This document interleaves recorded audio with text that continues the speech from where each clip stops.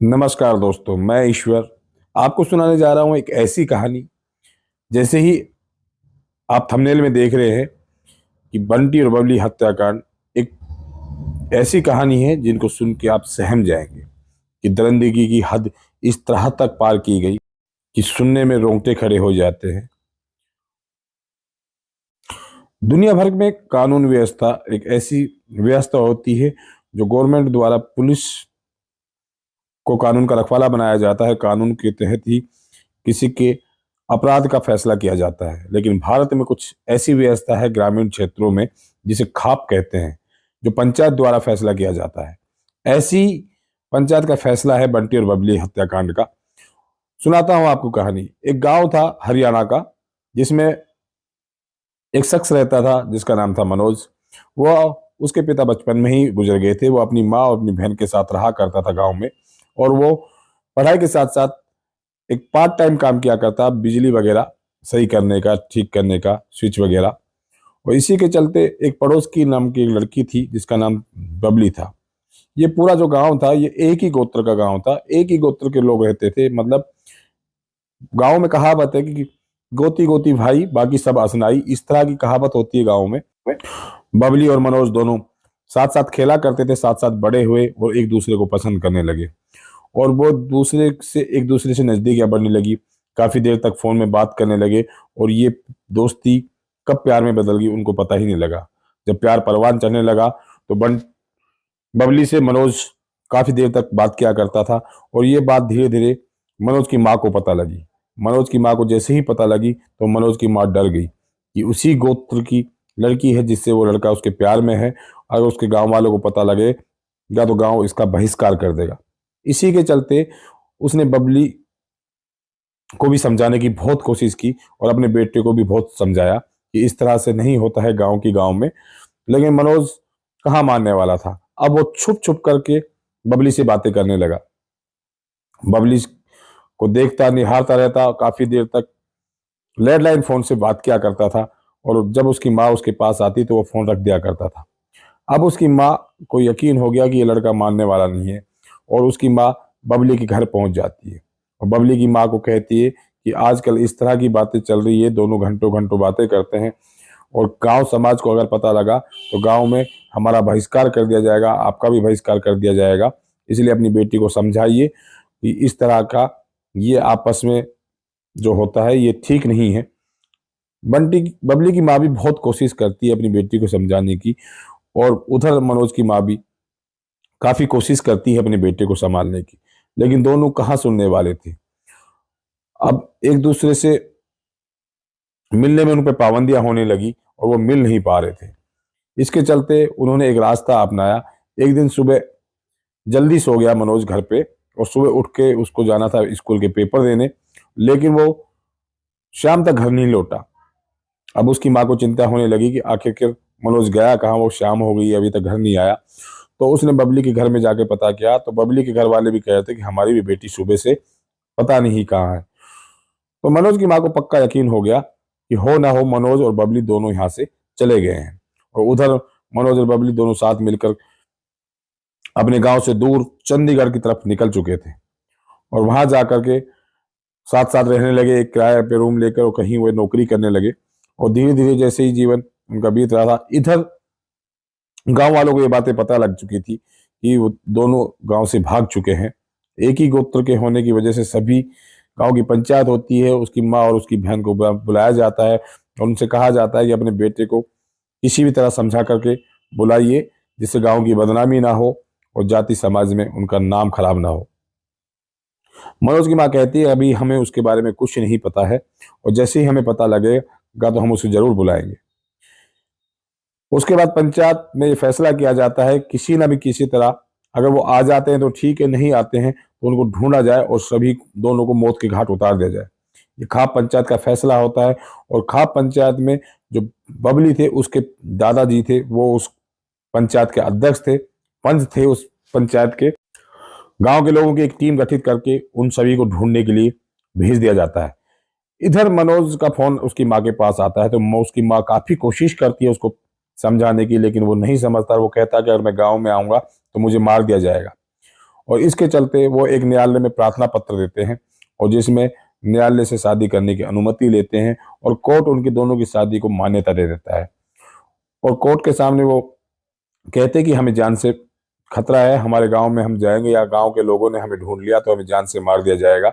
इसलिए कोर्ट उनके लिए 5 पुलिसकर्मी नियुक्त कर दिए जाते हैं, अधिकारी नियुक्त कर दिए जाते हैं जो उनकी रक्षा के लिए हमेशा उसके साथ तैनात रहेंगे।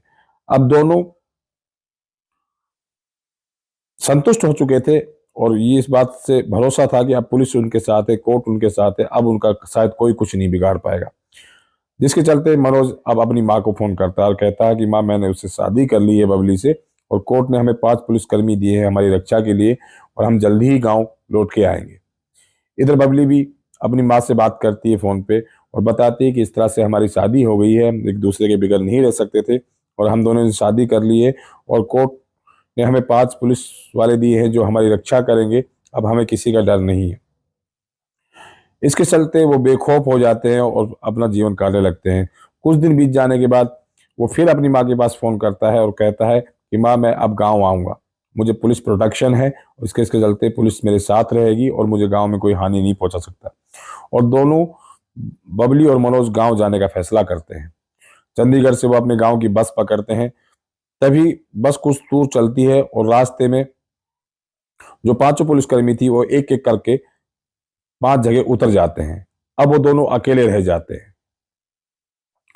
अकेले रह जाने के बाद अब उनको डर लगने लगता है। तभी बबली का चचेरा भाई, बबली का भाई और उसका मामा, उसकी मामी और एक ड्राइवर एक स्कॉर्पियो गाड़ी लेकर के आते हैं और बस के आगे लगा देते हैं। जैसे ही बस रुकती है और वो चारों पांचों आदमी गाड़ी में चढ़ जाते हैं और गाड़ी में चढ़ करके बबली और मनोज को मारपीट करने लगते हैं और जबरदस्ती बस से उतारकर अपनी गाड़ी की डिग्गी में डालकर उसको कहीं अनजान जगह में ले जाते हैं। अनजान जगह में ले जाने के बाद दोनों को कुर्सी से बांध दिया जाता है। कुर्सी के बाद बांधने के बाद दोनों के साथ मार पिटाई की जाती है और फिर उनको जहर पिलाने की कोशिश की जाती है। बबली को जबरदस्ती जहर पिलाने की कोशिश करती है लेकिन बबली लगातार अभ्यास करती है कि किसी तरह से वो बच जाए और उनका मुकाबला करती है, लेकिन एक बार उन 5 जनों के सामने वो हार जाती है और जबरदस्ती उसको जहर पिला दिया जाता है और देखते ही देखते बबली मौत के गाल में समा जाती है। अब बारी थी मनोज की और मनोज देखता रहता है, चिल्लाता रहता है, काफी मन्नतें करता है, हाथ पैर जोड़ता है, लेकिन वो एक भी सुनने वाले नहीं थे। इधर भी मनोज भी लहूलुहान था। अब मनोज को वो गाड़ी के पीछे बांध करके रास्ते में खींचने लगते हैं और मनोज गाड़ी के पीछे बंधा हुआ गाड़ी की घिसड़ता हुआ जाता है और उसके बाद उसको जहर पिला दिया जाता है। जहर पिला करके उन दोनों की लाश इकट्ठा करके एक नहर में डाल दी जाती है और ये लाश वहां से कुछ किलोमीटर आगे जाके पुलिस को मिल जाती है लावारिस लाश के रूप में। अब पुलिस तलाश करती है कि ये 2 लाशें मिली हैं पुलिस को, एक लड़का एक लड़की, और दोनों नवविवाहित है, जोड़ा है। पुलिस काफी तलाश करती है कि किसी की मिसिंग कंप्लेंट है, या जब उनको पता लगता है कि गांव से मिसिंग कंप्लेंट है 2 बच्चों की, तो पुलिस उनकी फोटो लेकर के उनका मिलान करती है और मिलान करने के बाद उनको पता लग जाता है कि ये वही। पुलिस टीम जांच करती है तो पुलिस को सारा माजरा समझ में आ जाता है और पुलिस को यह भी पता लग जाता है कि उनको किसी ने मार करके नहर में डाल दिया है। अब पुलिस तलाश करती है कि उसको मारने वाला कौन था। अब उस बस की तलाश की जाती है। हरियाणा के एक छोटे से कस्बे कैथल के रहने वाले थे मनोज और बबली और वहां से ही वो चंडीगढ़ की जाकर के उन्होंने शादी की थी। अब पुलिस पूरी जांच करती है और पुलिस को सारे मामले का पता लग जाता है। अब पुलिस को यह पता लगता है कि मनोज और बबली चंडीगढ़ से दिल्ली जाने वाली बस में बैठे हुए थे और वो दिल्ली जा रहे थे। लेकिन मनोज ने अपनी माँ को फोन करके ये बताया था कि हम गांव आ रहे हैं, लेकिन जब उसकी माँ को ये पता लगता है और वो कहती है कि यहाँ गांव का माहौल बहुत खराब है, तो वो अपना प्लान बदल देता है, क्योंकि उसके पुलिसकर्मी थे जिन्होंने साथ छोड़ दिया था और 5 पुलिसकर्मी बस से उतर गए थे और वो अब अकेला महसूस करने लगा था। उसको डर लगने लगा था, इसलिए उसने प्लान चेंज कर दिया और वो चंडीगढ़ से दिल्ली जाने के लिए निकल पड़ा। लेकिन जैसे ही बस कैथल के पीपली के पास पहुंचती है तो उसके घर वाले, जो बबली के घर वाले थे, वो एक गाड़ी लेकर के वहां आ जाते हैं और बस के आगे लगा कर उनको पकड़ लेते हैं और पकड़ करके उन दोनों का मर्डर कर देते हैं। उसके बाद पुलिस मनोज के घर पहुंचती है। मनोज की जाकर के बॉडी की फोटो दिखाती है तो उसके घर वाले पहचान जाते हैं और पहचानते ही वो चीखना रोना चिल्लाना शुरू कर देते हैं। उसके बाद एक रिपोर्ट लिखवाई जाती है और वो नामजद रिपोर्ट होती है। गांव की एक पंचायत होती है, पंचायत में लिया गया फैसला पुलिस को पता लगता है। खाप पंचायत द्वारा सुना गया फैसला था और कहा गया था कि एक ही गोद में शादी नहीं हो सकती, अगर वो नहीं मानते हैं तो दोनों को मौत के घाट उतार दिया जाए।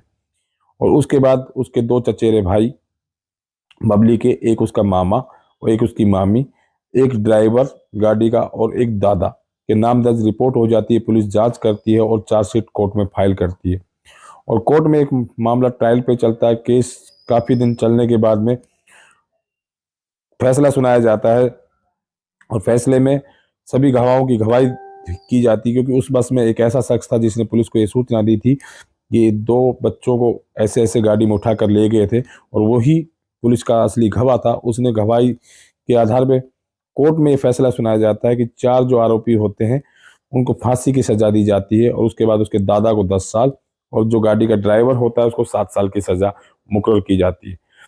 उसके बाद इस जज को लगातार धमकियां मिलती है जिसने ये फैसला सुनाया था ऑनर किलर के खिलाफ, और उसके बाद जज वहां से ट्रांसफर करवाना पड़ता है इस धमकियों को चलते।